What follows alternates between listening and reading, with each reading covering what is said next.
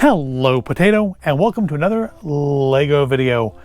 So last week we had a rather large undertaking with the Natural History Museum. This week I'm going to give myself a little bit of a break from something so big and do something actually quite small, certainly by comparison, but just in general. It should be a very short video this week. As I'm recording this, it is the beginning of March, and LEGO has just released a kind of weird number of new sets. I'm guessing because Easter is this month, and they're just releasing stuff to put in Easter baskets. But they released a few things here and there for a lot of different things. We had the new Animal Crossing sets, which honestly, for the most part, I mean, they sold out. I went to the LEGO store on Saturday, and they only one they had left was it the donkey or the unicorn? I don't remember if it was a donkey or a unicorn, but it was like the birthday party one. Like, nobody wanted that one. I don't think the sets look very good. I really kind of wish they had just done a minifigure collection, because the minifigures I want. The actual building is not so much, but there's a couple kits in there I do probably plan to buy. But we had a few things from a few different series. Aside from Animal Crossing, there was Star Wars, Harry Potter, Disney, Speed Racers. I think some new creator stuff. There was a fair amount of stuff. I thought the Star Wars stuff was a little odd, given that they usually don't release a bunch of Star Wars stuff till like time for May the 4th be with you. But this year, no, we had like 4 or 5 like reasonably collector-y kits come out at the beginning of March. But yeah, we went to the LEGO store, and yeah, I picked up one of the new sets to do for today's video. And no, it is not the Snow White's cottage. We will be doing that very soon. But yeah, not this week. This week, went with something quite small. Something I can still put into my city, because they also had in the pick-a-brick, they had some like clear stuff I can use to make things appear to fly, which is important because today we're building from Harry Potter, or I guess Wizarding World now, Kit 76424, the Flying Ford Anglia. For all my LEGO kits that I've had, including some of the classic Harry Potter ones, I have never had the Anglia. I've never had any. They've released 2 or 3 different Privet Drive sets over the years that came with the Anglia, and I've never had one of them. But today we fixed that, because that's ultimately what I wanted out of it, was the car anyways. I wasn't so much into having a facade of like the back of Privet Drive. What I wanted was the Flying Ford Anglia. And LEGO has finally been nice enough to just release it on its own in this 165 piece set. Very small, should be a very quick build. Ages 7 and up. Comes with Harry, comes with Ron, comes with Hedwig. Sadly, I don't think it actually flies, but oh look, it has a... Oh, what's the name of the rat? I've forgotten the name of the rat. It's not Crookshanks. Crookshanks is the cat. It's Peter Pettigrew. What was his name? Wormtail. Was Wormtail. No, Wormtail was Pettigrew's nickname. What was the rat's name? Hold on. I'm going to look it up, because it's going to bug me if I don't. Scabbers. I've looked it up. It's Scabbers. I totally forgot Scabbers. I knew it was something that vaguely unpleasant sounding. So we got Scabbers there in the trunk. Should be fun. It looks like there shouldn't be any stickers, but I wouldn't be at all surprised if the license plate there, or license plates, there's 2 of them, were stickers and not printed pieces. But let's open them and find out. It's a thumb punch box, which I can't seem to punch my thumb into. Seriously, there is perforation there. It's just not. Wow, that was ridiculous. Okay, well, we're into it now. I'm kind of surprised, honestly.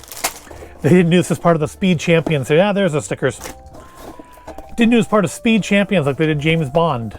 Because that wasn't really a speedy car either. I mean, it was, but it wasn't, a race car per se. So we have 2 bags.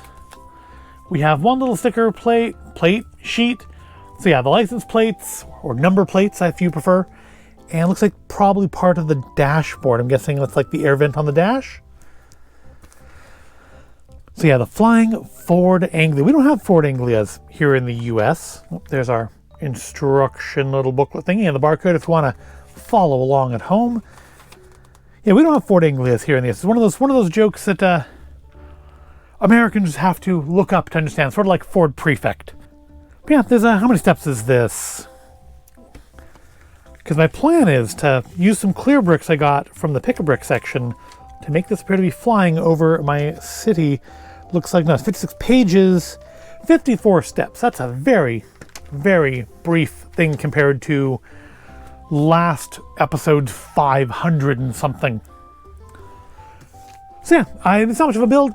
There's not much to say about it ahead of time. So let's just get into the fast forward and get it built.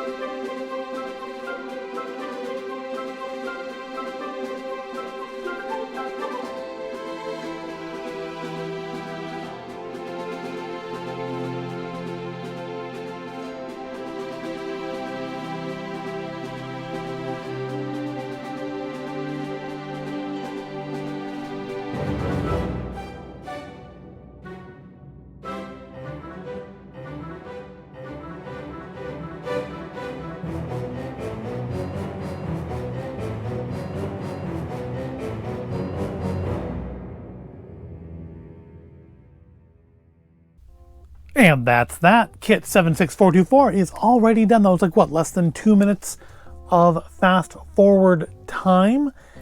And, okay, so there is one thing I do want to say about this. First and foremost, I like the build. That's not the first thing, though.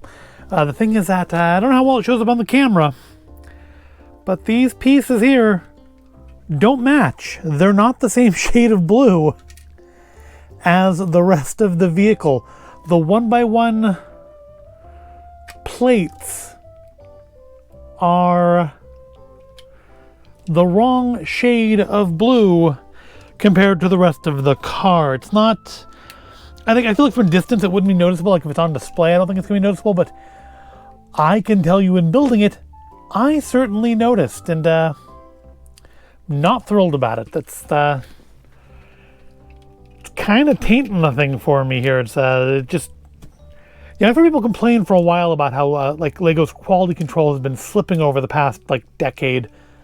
This is really honestly the first time, aside from the the brittle brick issues I've had, this is the first time I've really noticed it.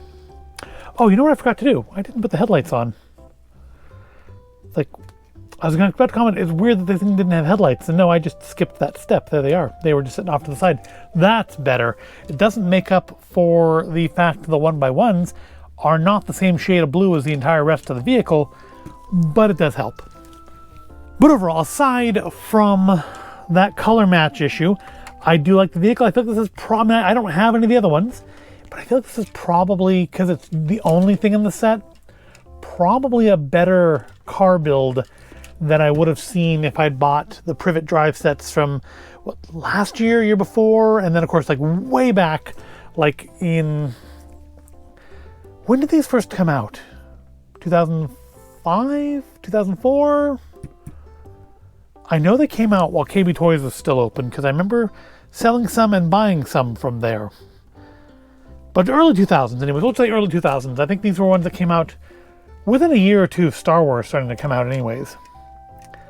It's a nice design though. I've never seen an Anglia in person, but I feel like it looks pretty close to the movie. I do like the opening trunk and the fact you can like store his suitcase in there, although I'm pretty sure he had a trunk in the movie. The other thing I don't like about this set, aside from the color match issue, is that we do have the very bad, no good, should not be made anymore children's legs that don't bend, which means when you put Ron and Harry in the car, they have to stand because they can't do anything else. Now, of course, in the car, it's not like super noticeable, although I do think the way the car is designed with but a single place to stick a foothole in the bottom, you could not put an adult Lego minifigure in this vehicle and have them be held in place. I mean, you could sit one in there, but they would just rattle around. Ron does not want to go in there. What is... Put that arm down, maybe? There we go. Now they're in. And then we can put... There's really nowhere to put Hedwig on here, because honestly, for the most part, this is very much a studs not on top sort of build. You don't really have anywhere to put Hedwig and Scabbers. I mean, short of like their owner's hands. Of course, we have our wands. I didn't bother taking those apart because don't need to. In fact, let's throw them in the trunk so we don't lose them in case. Oh, try to throw them in the trunk. Sort of throw them in the trunk. Here we go. There we go. There, now I won't lose them. So, yeah, I don't like they don't have bendable legs. I don't like the color not matching. I do like the car in general, though. It will look nice in the city. Ron and Harry have dual faces. We have our panicky faces and our smiley faces. There's Ron. If I can get him back in there. He didn't want to go in the first time. There we go. I think, yep. And then Harry. Not super cheerful smiley faces, but smiling faces. And the roof puts on nicely. It is actually pretty secure. And I haven't seen doors like this before. They're like those classic like Lego car doors from when I was a kid, but like double tall. Like the ones I grew up with were like half that height. But same idea. Same with the windshield. It's a wider windshield than we would have had back then, because you wouldn't have had a vehicle that set to a cross back then. Oh, that didn't sound good.